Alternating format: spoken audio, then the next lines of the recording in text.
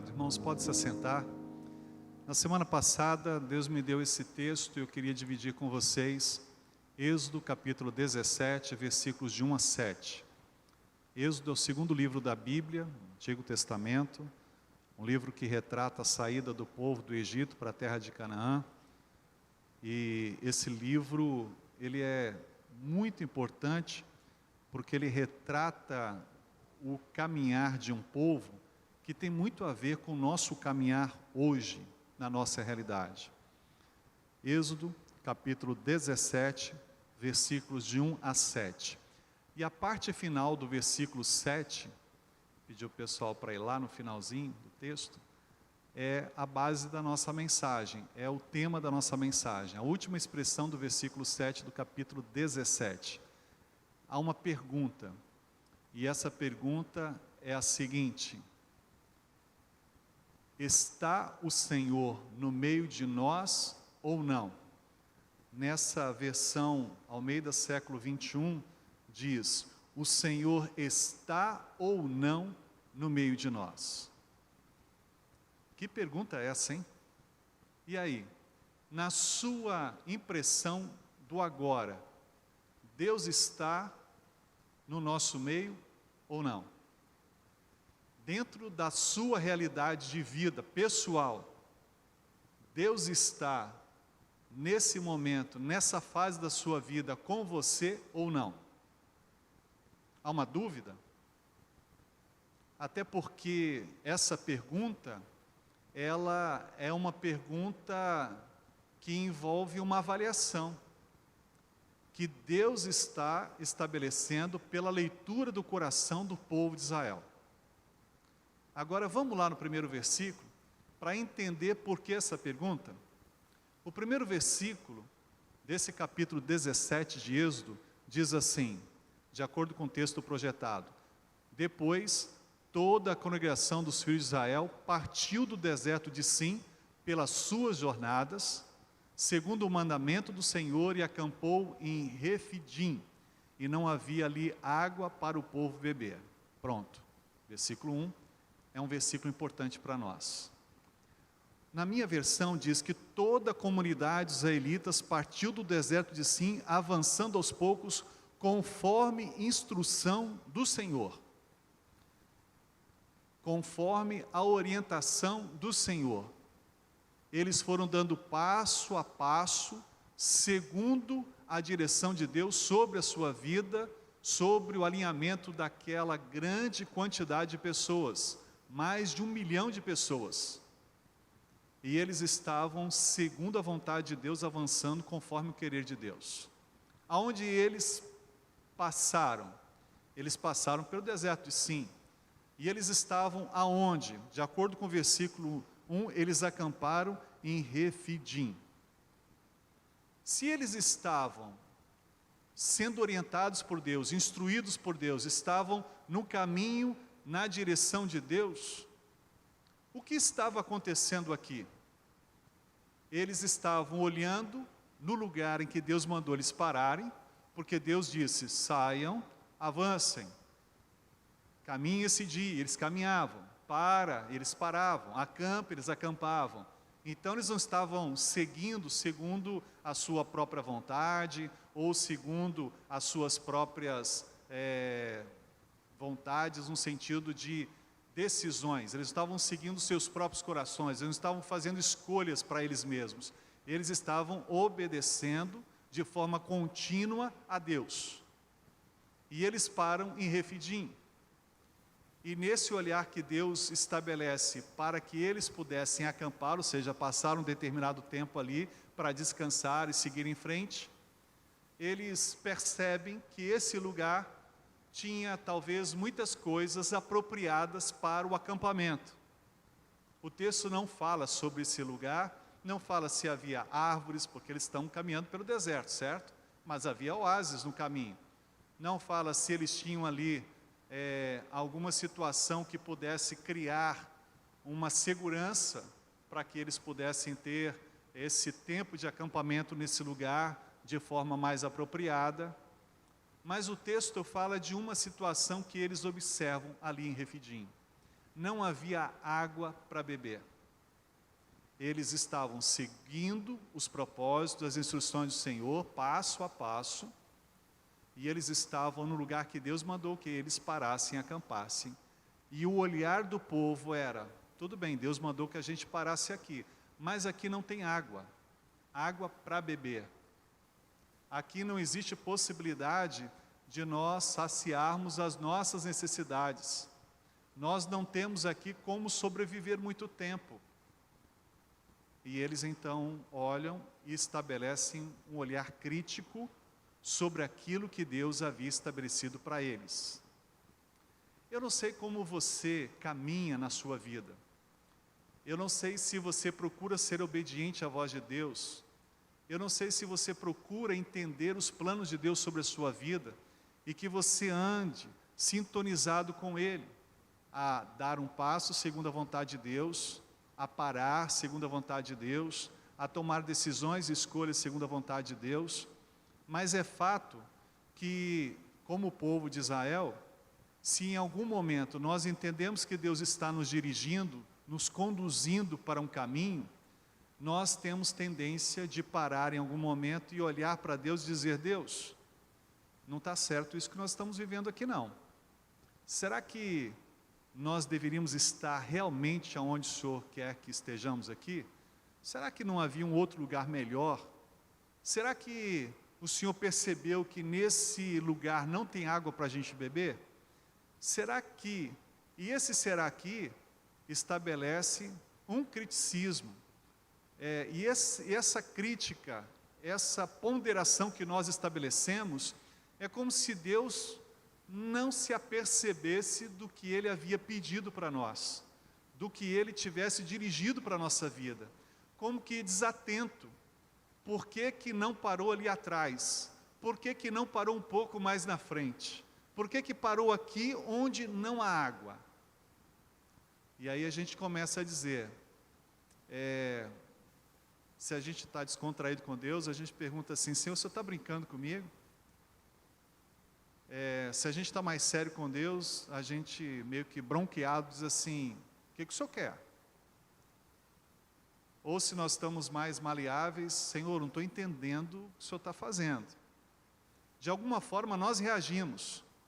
E por que reagimos? Porque nós, entre aspas, dizemos, estamos fazendo tudo certinho como o Senhor está pedindo. Então, o olhar do povo é, se estamos fazendo a vontade de Deus, sempre as coisas têm que dar certo. As coisas precisam estar na conformidade das nossas expectativas. Como se a dor, como se uma doença, como se um momento difícil, profissional, financeiro, não pudesse nos advir. Porque no nosso olhar, se estamos fazendo a vontade de Deus, nós não podemos passar por momentos difíceis, nós não podemos enfrentar situações complicadas, porque no nosso olhar, se estamos à vontade de Deus, tudo tem que dar certo e tudo tem que ser certo. Então não pode ter alguma coisa mais ou menos, não pode ter nada sacrificial, tudo tem que se encaixar como uma luva à nossa vida e à nossa realidade. Mas quem foi que disse isso? Nós precisamos entender que, é claro, o sacrifício não é o que Deus espera de nós, e a palavra de Deus diz isso, que Deus não quer sacrifício nenhum da nossa parte. E o texto aqui não fala que Deus queria sacrifício do povo. Deus não queria isso. Mas por que Deus mandou parar em Refidim? O que havia ali em Refidim que Deus queria que eles acampassem ali? Talvez, no olhar da Bíblia, ali estivesse a falta de água. Aí você diz assim, mas que ignorância, Edson? Que absurdo! Deus queria que eles acampassem em Refidim porque ali não tinha água para beber? Bom, essa é uma possibilidade. Aí você diz assim, mas que possibilidade esdrúxula é essa, complicada é essa? Porque Deus iria permitir ou querer que esse povo ficasse num lugar onde não tivesse água para beber. E veja, 1 milhão de pessoas, ou mais de 1 milhão de pessoas, como é que sobreviveriam num lugar como esse? Bom, Deus tem os seus propósitos. Questione ele. Mas o povo procurou saber? Não. Eles olharam à volta e avaliaram o seguinte: nota 10 para nós como povo, submissos ao Senhor e aos teus planos. Nota 7 para o Senhor como Deus que está nos guiando por aqui. Porque no olhar deles, eles mereciam o máximo, porque eles estavam fazendo tudo conforme a vontade de Deus, conforme a instrução do Senhor. E Deus mais ou menos regular, porque olha, faltou atenção da parte do Senhor e do céu, hein? Nós temos direito de criticar Deus? Nós temos direito de questionar Deus? Nós temos direito de dizer que Deus está certo ou errado? Nós temos direito de chegar a ponto de olhar e dizer: ó Senhor, deixa eu chamar a tua atenção aqui, porque o Senhor viu tudo certinho até aqui, mas ó, o Senhor pisou na bola comigo agora, ou conosco agora aqui, ó. Não tem o que nós entendemos que seja o básico. A água para beber é básico. O Senhor, tudo bem, está nos protegendo durante o dia com essa nuvem, e nós não estamos aí alcançados diretamente pelo sol. O Senhor está nos protegendo à noite, como uma nuvem fumegante, como uma referência de fogo, uma coluna de fogo para nos aquecer, para nos proteger dos animais que estariam prontos a nos alcançar na noite. Mas Senhor, o Senhor está mandando maná, mandou codornas para nós, beleza, o cardápio está muito bom. O Senhor nos deu água lá atrás, mas Senhor, agora está faltando água. O que está acontecendo?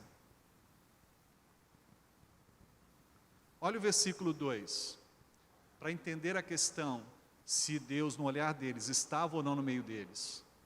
O versículo 2, conforme a projeção: o povo se desentendeu, pois com Moisés, e exigiu: dá-nos água para beber, ao que lhes respondeu Moisés: por que discutis comigo? Por que colocais o Senhor à prova? Nesta versão que eu tenho, Almeida século 21, diz: então o povo começou a discutir com Moisés, dizendo: dá-nos água para beber. Moisés respondeu: por que discutes comigo? Por que colocais o Senhor à prova? Em outras palavras, eles estavam procurando um PROCON ali no deserto. E eles estavam querendo registrar uma reclamação contra Deus. E eles estavam querendo registrar uma reclamação contra a liderança de Moisés. Eles queriam água naquele momento. Primeira questão que nós poderíamos levantar diante dessa queixa: eles estavam com sede? Ah, claro, estão caminhando pelo deserto. É claro que tem sede. Será? É possível que eles ainda não estivessem com sede.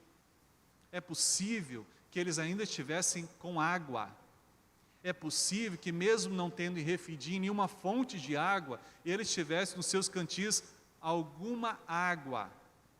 É possível que eles começaram a antever um colapso daquilo que aquela multidão de pessoas poderia a viver nas próximas horas ou nos próximos dias até mesmo. E o que eles queriam? Garantia de sobrevivência.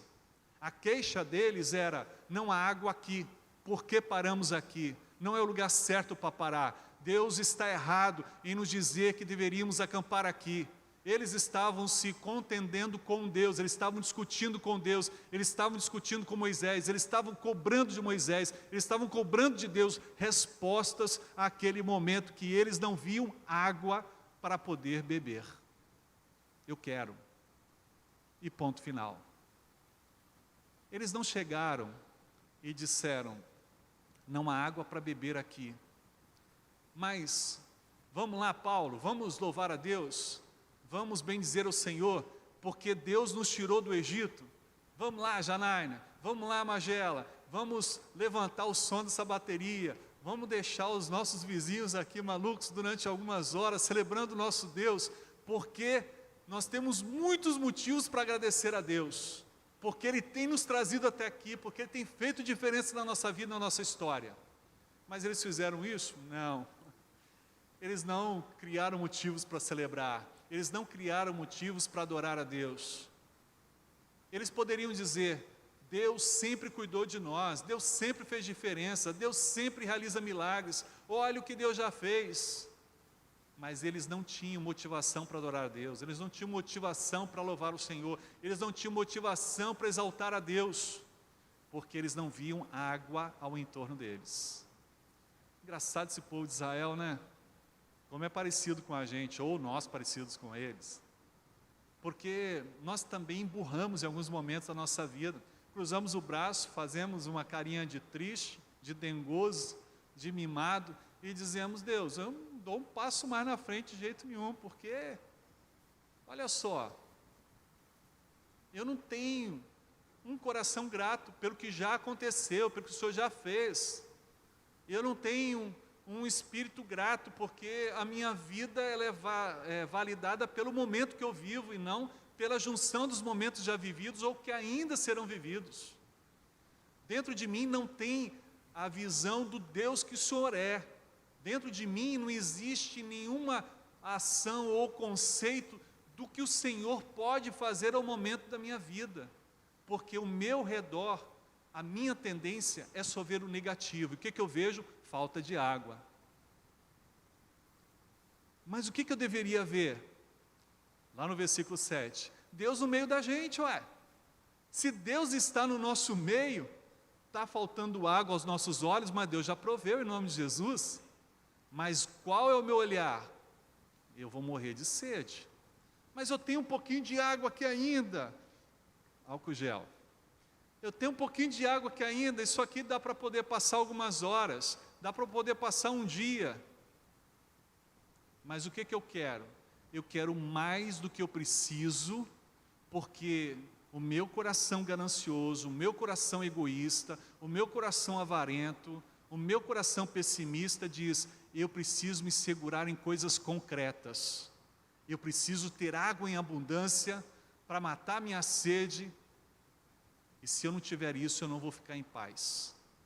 Eu vou persistir, eu vou reclamar, eu vou conclamar Deus, os céus. Mas eu quero ter segurança concretamente das coisas que estão à minha vida como necessidade. O que eles questionavam? Eles questionavam a santidade de Deus, porque Deus, sendo santo, perfeito, Ele não podia errar, e para eles Deus havia errado. Eles estavam discutindo com Moisés disse: gente, para de discutir comigo, porque vocês estão discutindo comigo, vocês estão vendo, Deus está falando, a gente está obedecendo, mas nós queremos água, nós queremos água, nós queremos água. Ao invés de louvar a Deus, de recitar a palavra, imagine que situação. Não vamos falar uns para os outros de forma direta que queremos água, mas aí eles falam indiretamente. Como? Aí, se tivesse água, né, aqui, uma fonte de água, seria diferente, né? Se nós tivéssemos aqui uma água mineral, né, um estoque maior, seria diferente, né? Esse Deus, né, pega cada umas peças na gente. Fulano, você tem água suficiente para a sua família e a minha para amanhã? Imagine que situação no meio desse povo. E Moisés sofrendo e sendo, nesse tempo, colocado numa berlinda, numa pressão o tempo todo, as pessoas questionando, apontando o dedo e cobrando de Moisés o resultado de ter água naquele lugar, como se ele fosse Deus. E a grande questão então nesse versículo 2 é porque eles estavam colocando o Senhor à prova. Como é que se coloca o Senhor à prova? Você sabe, Deus, se o Senhor existe mesmo, o Senhor vai fazer isso. Aquele menino, Senhor, que eu tanto gosto, sou apaixonado por ele, aquela menina, Senhor, que eu tanto quero me casar, e eu preciso namorar com ela. Se o Senhor existe, Senhor, faz com que ele ou com ela chegue para mim e diz: olha, Deus colocou no meu coração que você é a moça, o rapaz da minha vida. Senhor, se o Senhor existe, isso é colocar Deus à prova. Ou diante da situação: Senhor, eu não consegui trabalhar direito, cheguei atrasado durante todo esse ano, mas se o Senhor existe, Senhor, faz com que no PPR eu consiga a nota máxima e que eu tenha o melhor percentual. Se o Senhor existe, faz um milagre no coração do meu patrão, porque eu não fui um bom empregado, mas que Ele me dê aumento de salário, que Ele possa me promover. Senhor, eu não cuidei bem da minha saúde, mas se o Senhor existe, Senhor, eu vou fazer um exame de sangue, faça com que todas as taxas estejam normais. Isso é colocar Deus à prova. É você ser um esposo, ou uma esposa mais ou menos, um filho, um pai mais ou menos, e dizer, Senhor, eu vou fazer uma avaliação lá em casa hoje, se o Senhor existe, Senhor, faça com que o meu filho, o meu cônjuge, não me cobre demais, que eles sejam maleáveis. Isso é colocar o Senhor à prova. E o povo estava colocando à prova o seguinte, se nós estamos fazendo a nossa parte, por que o Senhor não está fazendo a do Senhor? Uau! É isso que eles estavam fazendo. Estavam questionando a soberania de Deus. Olha, isso é sério. Eles estavam questionando a santidade de Deus. Gente, isso é muito sério. Eles estavam questionando a direção de Deus. Versículo 3. Deus está no meio de nós. Está ou não no meio de nós? Versículo 3. Mas o povo, sentindo sede, murmurou contra Moisés, questionando: por que nos fizeste sair do Egito para nos matar de sede junto com os nossos filhos e nosso gado? Olha o texto que está projetado, versículo 3, volta no início. Ali o povo teve muita sede e protestou contra Moisés, exclamando: por que nos fizeste subir do Egito para nos matar de sede, a nós, a nossos filhos e aos nossos animais? Por quê?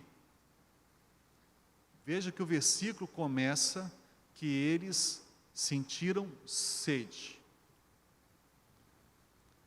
Alguém possa dizer, talvez, sentimento de alguma área básica, ela pode ser real e ela pode ser projetiva.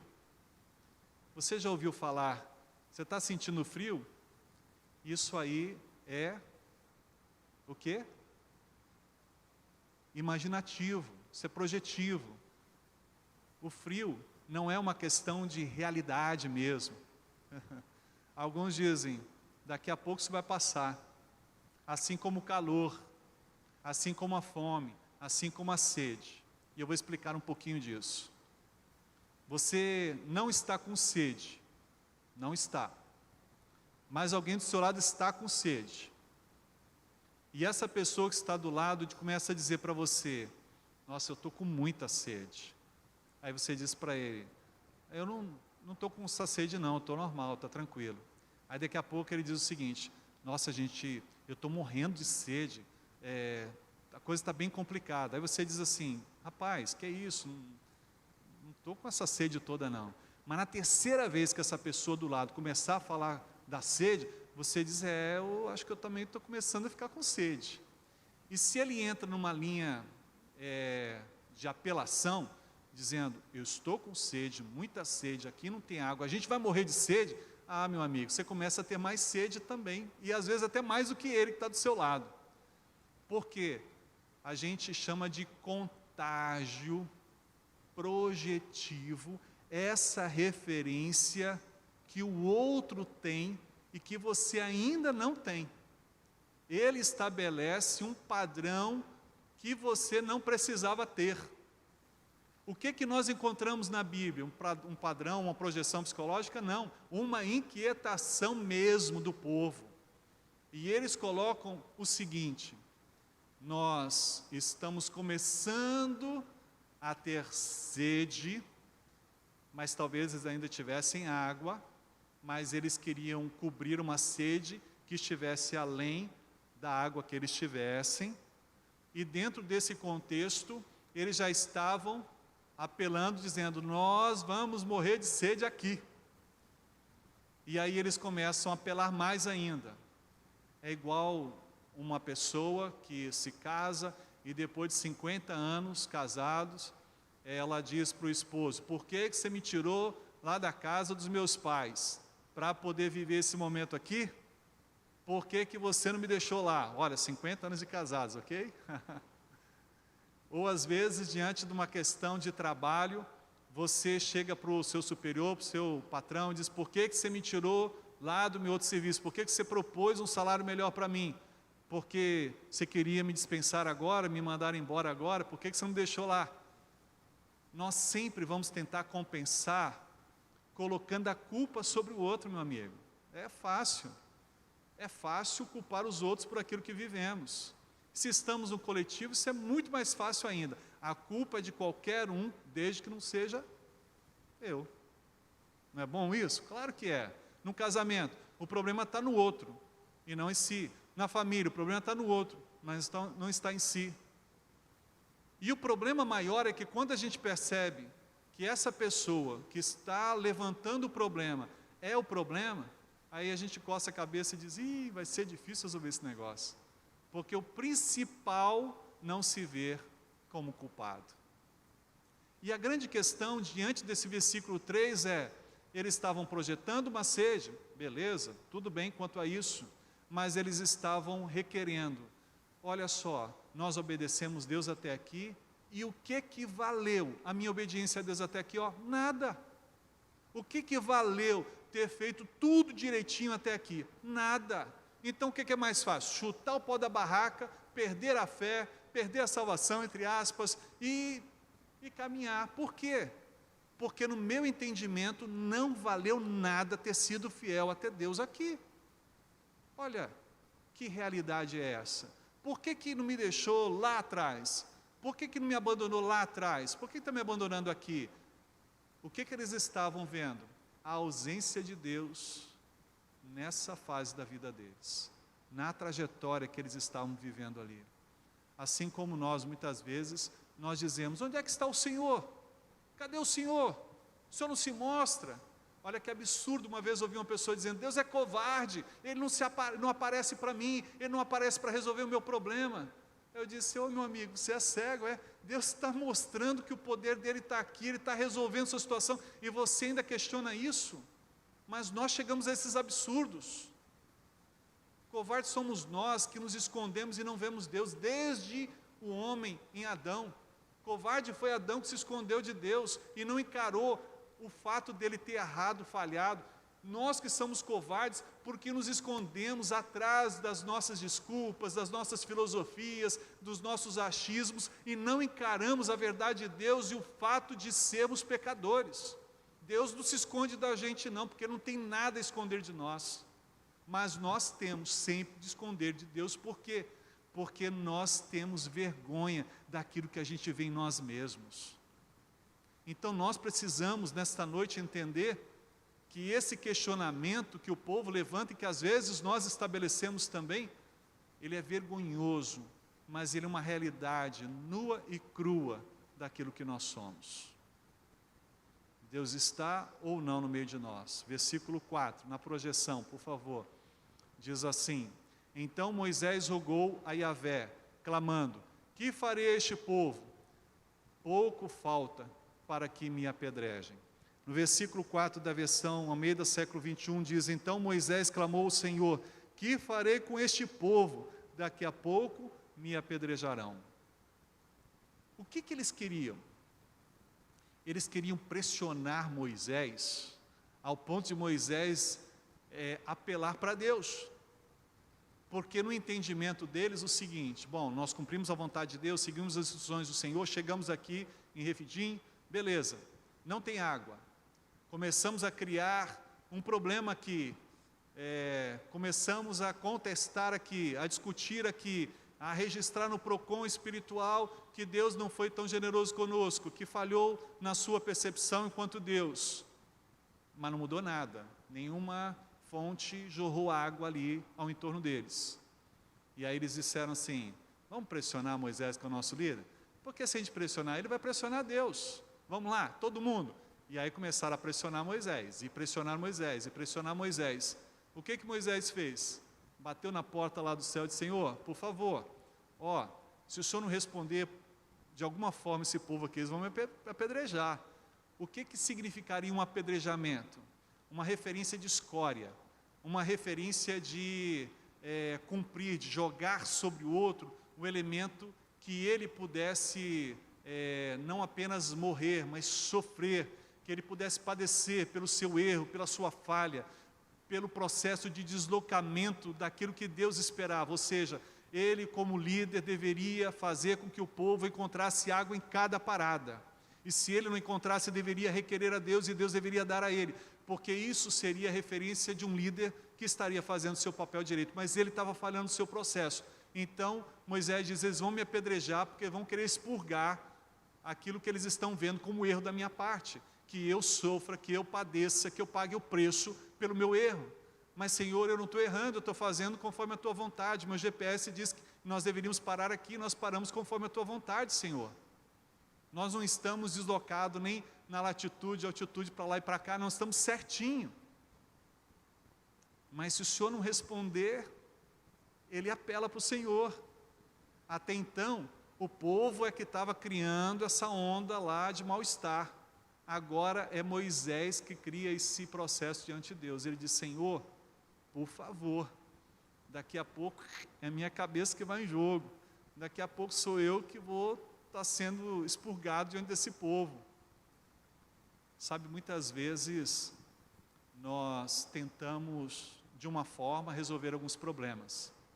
E quando nós percebemos que nós não conseguimos, a gente tem que crucificar alguém. Lembra que eu falei agora há pouco que a gente tende a culpar alguém? Então a gente tende a culpar e tende a crucificar alguém. Alguém tem que pagar o preço por aquilo que fazemos ou vivemos. Não só na referência do que foi feito, não só na referência do que está lá atrás, mas do próprio momento. Muitas vezes a gente não pondera a nossa realidade. A gente vai encontrando caminhos, pressionando para que a minha vontade prevaleça e não a de Deus. Olha o que está no versículo 5. Deus está ou não no meio de nós? O versículo 5, na projeção, diz assim: E Yahvé respondeu a Moisés: Passa adiante do povo e toma contigo alguns dos líderes de Israel. Leva contigo, na mão, o cajado com que feriste o Nilo, e vai. Na versão Almeida, século 21, diz: Então o Senhor disse a Moisés: Passa adiante do povo e leva contigo alguns dos anciãos de Israel. Leva na mão a vara com que feriste o rio e vai em frente. Olha só, ele pede para Moisés chamar alguns dos anciãos. Por quê? O povo estava descrente de que ali pudesse ter água e que eles poderiam ter água na proximidade dos dias. Eles estavam já se vendo mortos, ressecados, torturados ali no deserto, que não haveria mais vida depois do terceiro dia. Eles não acreditavam mais nenhuma possibilidade de sair daquele problema, porque não tinha como voltar e beber água lá atrás, não sabiam o que enfrentariam na frente, então eles estavam perdidos. E aí Deus diz o seguinte: Moisés, avança, mas leva com você alguns dos anciãos, alguns dos líderes das tribos de Israel, para que eles possam ver o que vai acontecer. Não vai sozinho, amigo, leva com você algumas testemunhas. E olha o que diz o versículo 6. Ali estarei diante de ti, na projeção, versículo 6. Eis que estarei à tua espera, no alto da rocha do monte Horebe. E baterás na rocha, e sairá dela água, e o povo dela beberá. E Moisés assim fez na presença dos anciãos de Israel. Olha só, Moisés, tem uma fonte de água que nem a própria natureza sabe que existe. Está ali guardadinha. É uma fonte de água maravilhosa. E então, se você for sozinho lá e ver isso, você volta e diz para o povo: gente, fica tranquilo aí, porque tem água em abundância ali na frente. É capaz eles até apedrejarem você mesmo. Faz o seguinte: leva alguns líderes do povo, para eles poderem ver.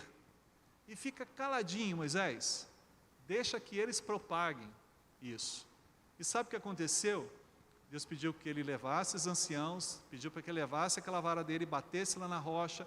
E aí, ao bater, não tinha nenhuma nascente, não tinha nenhuma probabilidade ali de água aparecer e de repente começa a jorrar água.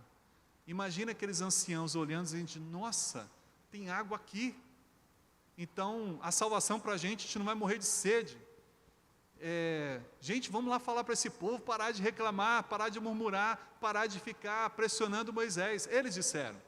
E eu imagino que eles começaram a voltar com pressa, dizer, gente, ei, olha só, não se desespera não, tem água em abundância para matar nossa sede e até a 5ª geração. Tem água para a gente ali, o suficiente da gente até se banhar e passar o restante da nossa vida aqui no deserto. Moisés não precisou abrir a boca. Moisés não precisou falar nada, porque os anciãos propagaram que havia água em abundância ali no Monte Horebe. Mas o interessante disso é que Deus disse, você vai porque eu vou estar te esperando ali. Deus estava no meio deles ou Deus estava mais à frente? Deus é o único que pode estar aqui lá no Japão, curtindo o amanhecer do sol, ou a metade da manhã, lá no Japão agora. Deus é o único que pode estar aqui no meu coração, no seu coração agora. A vocês que estão presenciais aqui, aqueles que estão nos acompanhando pelo YouTube nesse momento. Deus é o único capaz de poder estar em todos os lugares, porque Deus é onipresente. Então Deus estava lá na frente dizendo, Moisés, pode chegar aqui. Esse povo é muito estressado, né, Moisés? Esse povo, ele quer a coisa para a hora dele, para o momento dele. Esquece que eu sou Deus, que eu já estou à frente deles, que eu já provi tudo que eles precisavam. E eu imagino que Moisés disse, Senhor, agora que o Senhor já proveu água, eu também concordo com o Senhor. Mas dentro dessa realidade, olha como nós somos. Nós não sabemos esperar. Então, é um martírio para nós viver Salmo 37, versículo 5. Mas é maravilhoso declamá-lo. Entrega o teu caminho ao Senhor, confia nele e o mais ele fará. O versículo 6 é apoteótico, ele é poético. Descansa no Senhor e espera nele.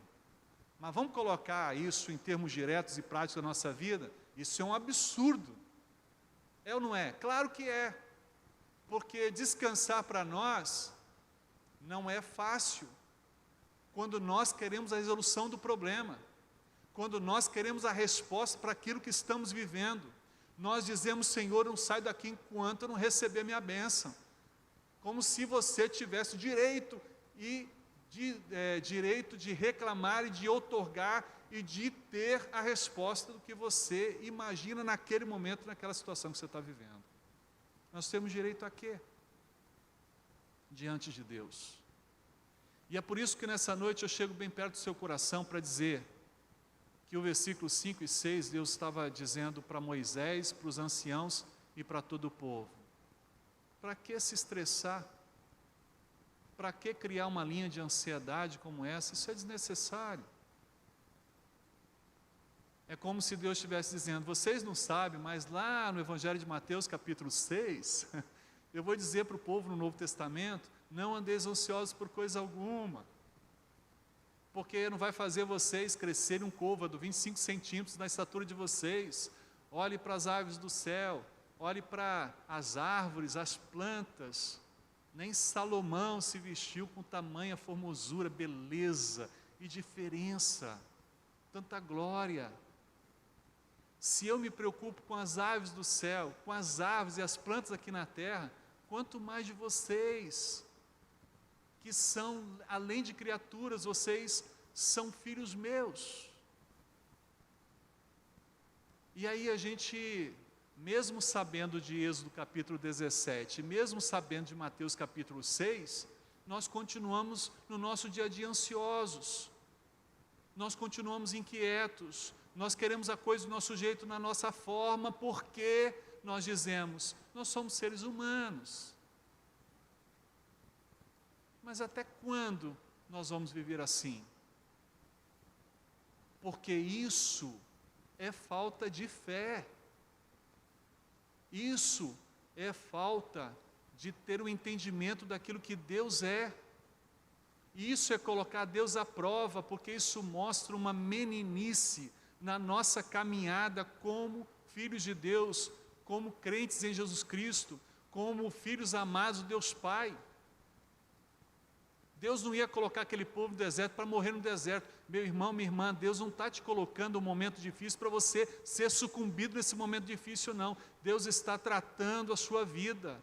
Por isso Deus mandou parar em Refidim, por isso que Deus manda você parar em alguns lugares que tem falta de algumas coisas que perceptivelmente você já denota de cara. Você não vai depois perceber, você já está vendo que está faltando alguma coisa. Você já tem experiências das mais variadas na sua vida, para poder entender que os refidins da sua vida não são para você contemplar o óbvio, para dizer, Deus, está faltando água aqui, isso é óbvio. É um tempo de você viver, Deus, não tem água aqui, mas eu creio que o Senhor proverá água para a minha vida. O Senhor não me trouxe até aqui, porque o Senhor quer algo além daqui, e eu creio que o Senhor vai fazer uma obra grande na minha vida, na minha história. Deus estava trabalhando nesse povo, assim como Deus está trabalhando conosco, e Deus vai continuar trabalhando conosco. Por quê? Porque nós precisamos crescer, amadurecer, experimentar mais dEle, do poder dEle, da graça dEle, da soberania dEle. E o que acontece conosco? Nós vamos, a cada dia, retrocedendo, nos entranhando, nós estamos reducionistas nessa questão de Deus sobre nós, porque queremos trazer Deus ao ponto do concreto, do finito, e Deus é maior do que nós podemos imaginar, porque se Ele criou esse universo que não tem fim, Ele é maior do que esse universo. Então, qual é a dificuldade de nós crermos, de obedecermos e dependermos mais de Deus? E aí chegamos ao áureo versículo 7. Olha o que a projeção diz nesse versículo 7. E deu àquele lugar o nome de Massá e Meribá. Para quem não sabe o que significa Massá e Meribá, e você não tem que entender isso, só o pastor Marcelo, que precisa entender do que seja o hebraico, Massá e Meribá significa provocação, reclamação. Deus deu o nome daquele lugar, um lugar de reclamação, um lugar de provocação. Aí você diz, nossa, que nome esquisito. Mas já pensou se Deus começasse a colocar o nosso nome nesse sentido? Ó, vai nascer um ali, você vai ser um Massá. Que é isso, Senhor? Você vai ser um lugar de reclamação, você vai ser um homem de reclamação, uma mulher de reclamação. E se o nome diz tudo sobre a pessoa, a perspectiva da pessoa, você vai ser uma pessoa que vai reclamar a vida toda. E tem alguns, parece que tem um nome e o sobrenome de Massá, Massá, Massá. E a expressão Meribá é aquilo que é de provocação, de discussão, é uma inquietação constante que nunca está satisfeito. E se a Bíblia diz lá em Provérbios que a pior coisa é ter uma mulher rixosa, murmurante do nosso lado, imagine nós como povo sermos assim diante de Deus. Que coisa chata. Então, mais do que um lugar, nós precisamos entender que o nosso coração às vezes é Massá e Meribá. Nosso coração é de reclamação, é de discussão, é de provocação. Porque ali os israelitas protestaram, discutiram e puseram o Senhor à prova. E o fechamento do versículo 7, na projeção, é o tema nosso. Questionando o quê? O Senhor está ou não no meio de nós? Lembra que eu comecei fazendo essa pergunta a você? Deus está na sua percepção com você ou não? Porque para o povo, eles realmente estavam em dúvida. Porque se Deus estivesse com eles, lembra? Tudo teria que dar certo. Tudo teria que ser positivo. Tudo teria que vir conforme a expectativa deles. Mas quem é que está no comando? Deus. Quem tem a visão? Deus. Quem tem a direção? Deus. Quem tem todas as coisas sob controle? Deus. E por que eu tenho que olhar e estabelecer a minha vontade, a minha percepção, o meu olhar acima de Deus. E aí então nós podemos seguir a seguinte pergunta. Ao invés de perguntarmos, Deus está ou não no meio de nós? Nós deveríamos perguntar, eu estou ou não com Deus? Porque colocar o Senhor à prova é, em alguns momentos, me retirar dessa parceria com Deus, da minha fé com Deus, e dizer assim, eu não acredito mais em Deus, Ele me errou, Ele simplesmente não quer saber de mim, Ele não quer me ajudar, Ele não quer me abençoar, cadê a minha bênção, Senhor? E nesse contexto é colocar o Senhor à prova, porque eles não estavam se vendo como deveriam ver, eles com Deus. Existe um livro bem antigo que trata sobre discipulado e que fala, conhecendo Deus e fazendo sua vontade. E o livro diz o seguinte, preste atenção onde Deus está para você se juntar a Ele. Procura ver onde Deus está para você ir e estar com Ele. E é interessante ver que nesses versículos nós encontramos o povo tendo Deus no meio deles, mas eles não estavam com Deus. Nessa noite, meu irmão, minha irmã, eu não quero fazer provocação a você, eu quero trazer ao seu coração um desafio. Você não pode só ver Deus junto a você, você precisa se ver junto com Ele também. Sabe qual é o grande problema das parcerias conjugais?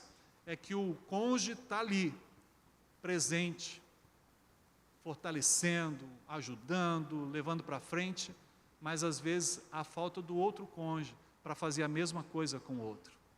Quando nós pensamos em sociedade, em parceria, nós pensamos em que cada um faça a sua parte, mesmo que seja diferente, mas que agregue o valor necessário para que juntos possam fazer mais. E sabe qual é o nosso problema? É que na parceria nós queremos ganhar, mais do que o outro, ou pelo menos igual, mas pelo menos fazer menos, trabalhar menos, se dedicar menos, pagar o preço menos. Entende isso?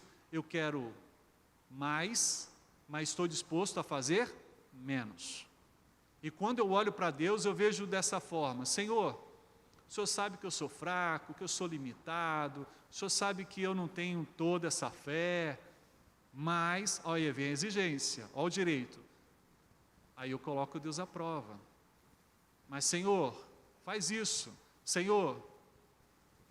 E aí, às vezes, a gente até coloca assim uma expressãozinha. Se o Senhor achar que eu tenho valor, né, Senhor? Se o Senhor me amar, né? Se o Senhor achar que eu mereço alguma coisa. Não sei que eu não mereço nada, mas se o Senhor achar que eu mereço, mesmo que seja bem pouquinho, Senhor. Aí a gente vai colocando o Senhor à prova.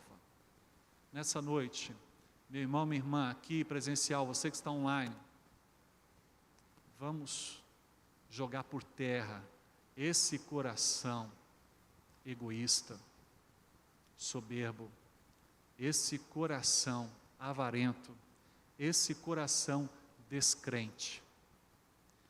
E ao invés de colocar Deus à prova, e ao invés de questionar se Deus está ou não no nosso meio, na nossa vida, na nossa história, nos nossos negócios, pensemos, reflitamos,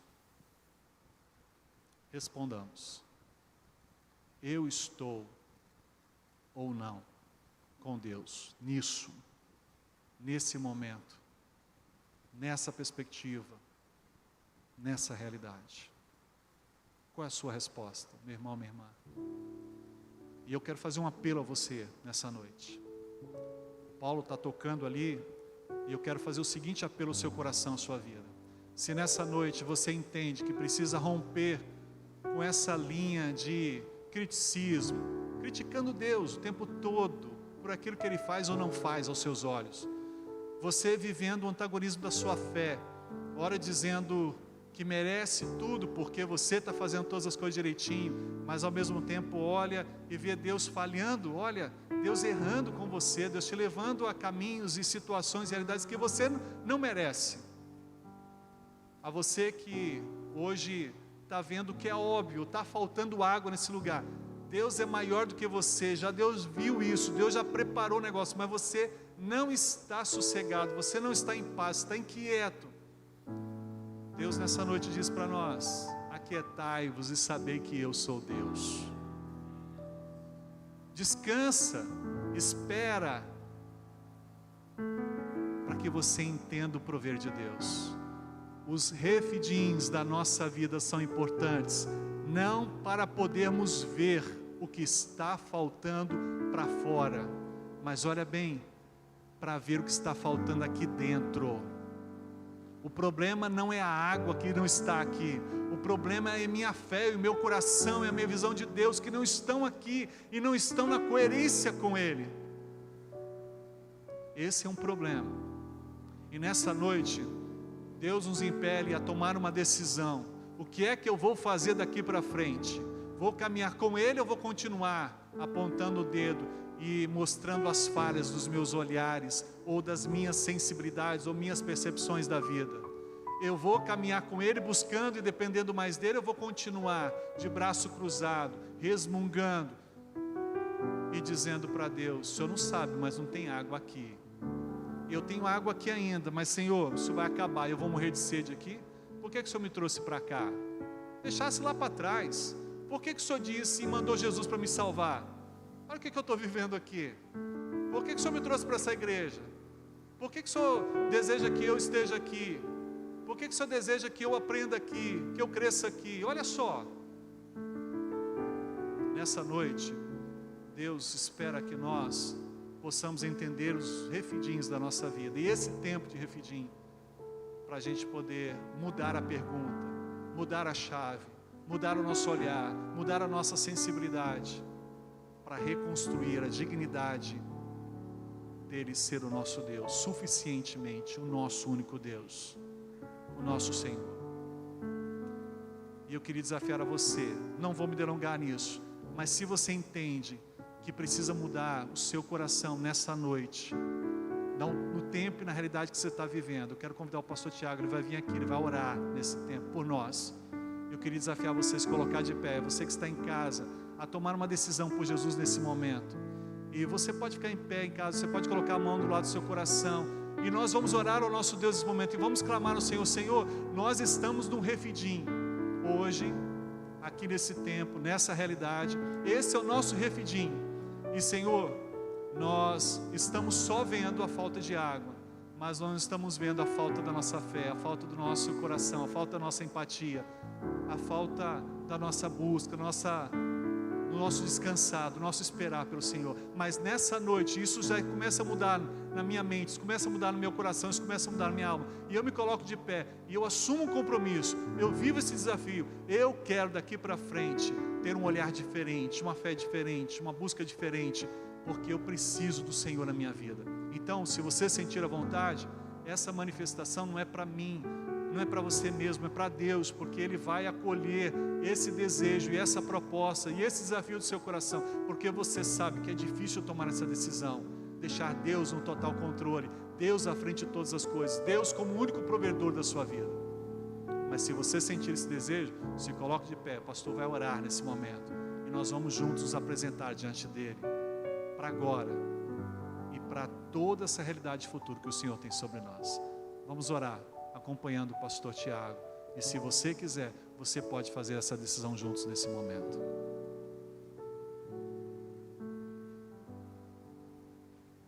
Deus, que palavra tremenda do Senhor, ó Deus. Obrigado, Pai, por nos falar de forma tão clara, Pai, tão direta. Nós te louvamos nessa noite, ó Deus, por tudo que nós estamos vivendo aqui. Nós sabemos que esse momento, ó Deus, ele não se repetirá. E nós queremos juntos aqui, como povo do Senhor, louvar e bendizer o Teu nome, mas ao mesmo tempo reconhecer que em muitos momentos das nossas vidas, nós nos deparamos mesmo diante de obviedades, e ali nós murmuramos, nós reclamamos, e não percebemos o agir, o mover sobrenatural do Senhor. Pai, nos perdoe porque nós somos ludibriados pelos nossos pensamentos, por cortinas de fumaças que nós colocamos diante de nós e da vida, não percebendo, ó Deus, o que de fato o Senhor quer que vejamos nas nossas paradas, nos momentos e locais que o Senhor nos move. Mas, ó Deus, nessa noite, que isso de fato, como foi colocado, seja rompido de uma vez por todas, no nome de Jesus. Nós queremos apresentar, ó Deus, cada pessoa que se coloca em pé nesse momento, reconhecendo a Tua palavra e fazendo, ó Deus, desse tempo e desse momento e dessa atitude, ó Deus, um reconhecimento da necessidade de viver, não dentro daquilo que é óbvio, mas para viver, ó Deus, o sobrenatural do Senhor, rompendo, ó Deus, um pensamento, ou um olhar apenas local, rompendo, ó Deus, a circunstância, e olhando, ó Deus, como diz o autor de Hebreus, olhando para Jesus, olhando para o alto. Também que estão participando no chat, que estão ali, ó Deus, entendendo a Tua palavra, que agora estão dentro de casa, de joelhos, ó Deus, fazendo, ó Deus, esse compromisso com o Senhor, aceitando o Senhor, retornando para o Senhor, querendo viver, ó Deus, um tempo novo, com atitudes novas, com pensamentos diferentes, com caminho, mas um caminho de glorificamento da grandeza do Senhor, do poder do Senhor, aquele que faz, ó Deus, o impossível, o milagre, faz brotar de uma rocha, água, provisão, de onde nós não vemos, ó Deus, saída, naquele momento que nós vivemos, que não vemos a provisão do Senhor, o Senhor, ó Deus, faz infinitamente mais, nem olhos viram, nem ouvidos ouviram, nem jamais penetrou no coração do homem, são essas coisas que o Senhor preparou para aqueles que te amam, ó Deus, e nós estamos juntos nessa noite, declarando, proclamando o nosso amor ao Senhor. Ó Deus, nos ajude a viver, ó Deus, de fato, essa vida nova em Cristo Jesus, com atitudes novas, com caminhos, pensamentos, posturas novas, ó Deus, que nós possamos romper, ó Deus, repetições de erros, e que nós possamos viver a plena vontade do Senhor nas nossas vidas, que é boa, perfeita e agradável. Nos ajude, ó Deus, nos ajude, nós te suplicamos, abençoe, ó Deus, cada um dos teus filhos e filhas que estão aqui nessa noite, de pé, com o coração em pé, dizendo, eu quero isso, eu quero viver dessa forma, eu quero viver assim. Nós te suplicamos, ó Espírito Santo, continue a falar aos nossos corações, continue a moldar-nos e mudar-nos, ó Deus, nós te suplicamos isso. Oramos muito agradecidos, ó Deus, por tudo que vivemos até aqui. Louvado seja o Senhor. Continue guardando, ó Deus, o pastor Edson nessa instrumentalidade, a vida do teu servo, ó Deus, guardando a vida dele e a sua família. Nós assim agradecemos e oramos no nome de Jesus. Amém, Senhor.